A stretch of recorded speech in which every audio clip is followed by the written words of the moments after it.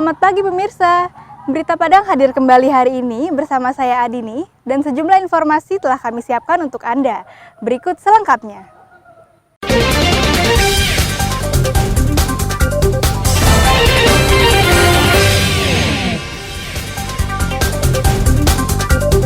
Kejaksaan Negeri Pasaman Barat sita mobil dan alat musik yang diduga hasil korupsi di PDAM. Seorang dukun cabul ditangkap polisi di Pariaman. Bayi baru lahir dibuang orang tuanya, hingga Gubernur Sumatera Barat ditolak mahasiswa, kami sampaikan dalam Padang Sepekan.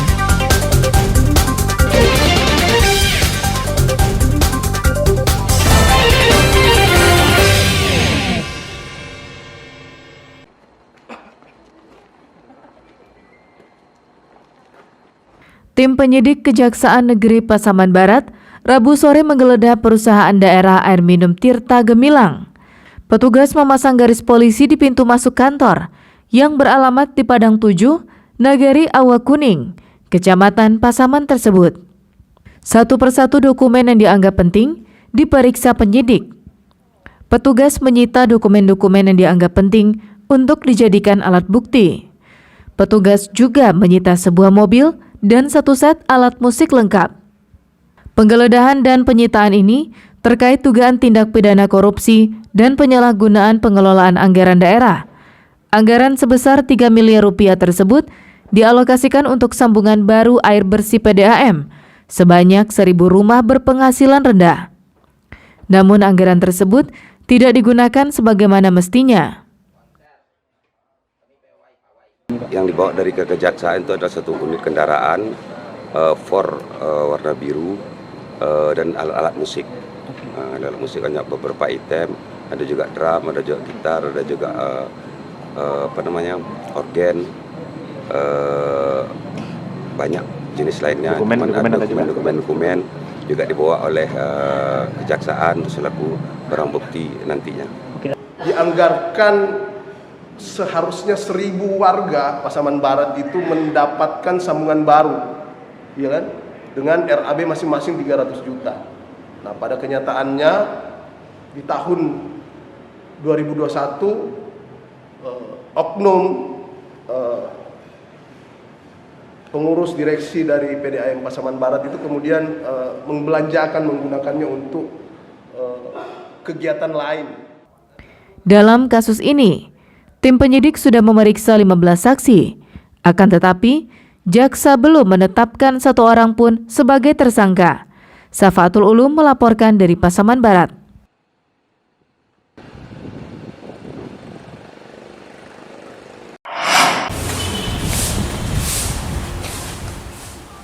Sejak 1 pekan ini, pengelola Rusunawa Purus Padang tindak tegas ratusan penghuni Rusunawa.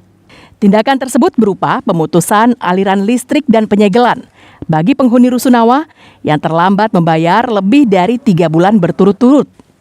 Dari 196 kamar yang ada di Rusunawa Purus, yang terisi hanya 180 kamar. Jumlah tunggakannya sebesar lebih dari 400 juta rupiah.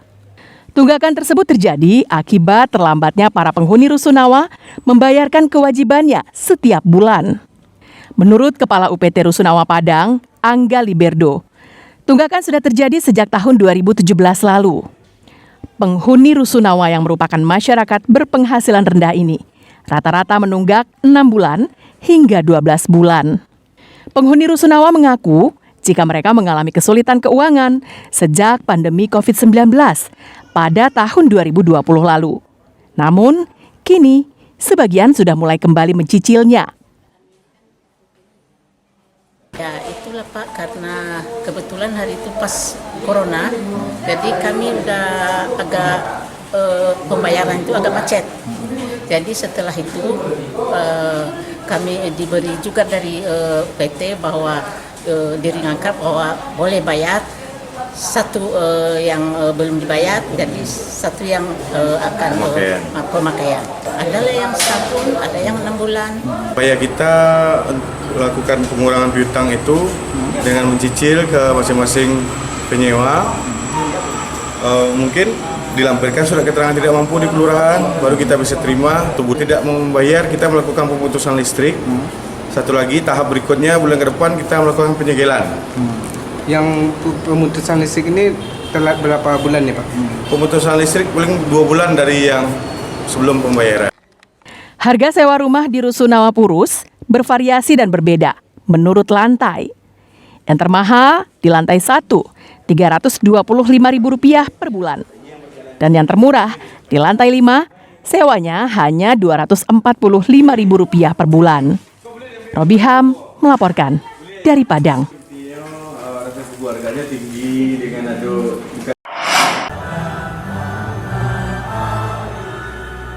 Seluruh partai peserta pemilu, para calon anggota DPD, para relawan mengikuti apel deklarasi pemilu damai di halaman Mapolda Sumatera Barat Kamis sore. Ketua KPU Sumbar membacakan ikrar pemilu damai yang diikuti oleh seluruh peserta apel. Apel dipimpin langsung oleh Kapolda Sumatera Barat. Usai deklarasi, dilanjutkan dengan penandatanganan ikrar sebagai bentuk komitmen untuk melaksanakan pemilu tahun depan dengan damai. Hal itu didukung sepenuhnya oleh para bakal calon anggota legislatif, baik dari partai maupun calon anggota DPD RI. sebagai peserta, sebagai caleg, agar kiranya aturan-aturan benar-benar ditegakkan, hal-hal yang menyangkut dengan yang selama ini menjadi isu-isu bisa ditegakkan oleh penyelenggara pemilu. Saya berharap ini pemilu ini betul-betul bersih, betul-betul menghormati aturan yang ada, sangat friendly, sangat bersahabat, damai, namun tentu dengan aturan-aturan yang mengikat. Saya melihat ini ke depannya kita bersama-sama untuk saling menjaga dan saling memberikan konstruksi positif terhadap pelaksanaan pemilu ini. Dan kami berpikir dengan adanya deklarasi ini bergandengan tangan seluruh elemen yang ada di Provinsi Sumatera Barat, insya Allah Provinsi Sumatera Barat ke depan menjadi contoh pemilu yang paling damai, aman di wilayah Indonesia. Kapolda Sumatera Barat berharap agar komitmen untuk melaksanakan pemilu damai betul-betul diterapkan oleh peserta pemilu, agar pemilu tahun depan dapat berjalan aman, tertib, dan lancar. Kesepakatan atau hadir dalam kegiatan apel bersama ini, tetapi benar-benar diketahui dan dimengerti apa yang menjadi isi deklarasi, kemudian kita bersama-sama mematuhi dan menjalankannya, sehingga harapan dari kita semua adalah terjalin integrasi yang bagus antar semua pihak. Yang kedua, tercapai tujuan yaitu Harga Kamtipmas terpelihara di wilayah hukum Polda Sumatera Barat. Ini yang paling utama.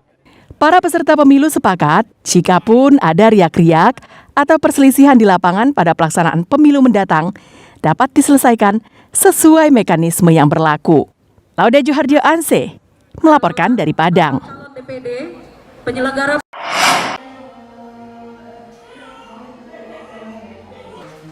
Lebih dari 10 jam lamanya, pasangan Hagi Firman Septia dan Kiki Novela Kasih menanti kelahiran putri kedua mereka di salah satu rumah sakit bersalin di Batu Sangkar, Kabupaten Tanah Datar.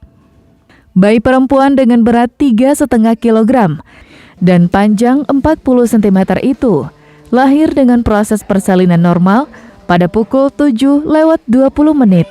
Bayi cantik ini lahir bertepatan dengan hari ulang tahun yang ke-33 SCTV, 24 Agustus 2023.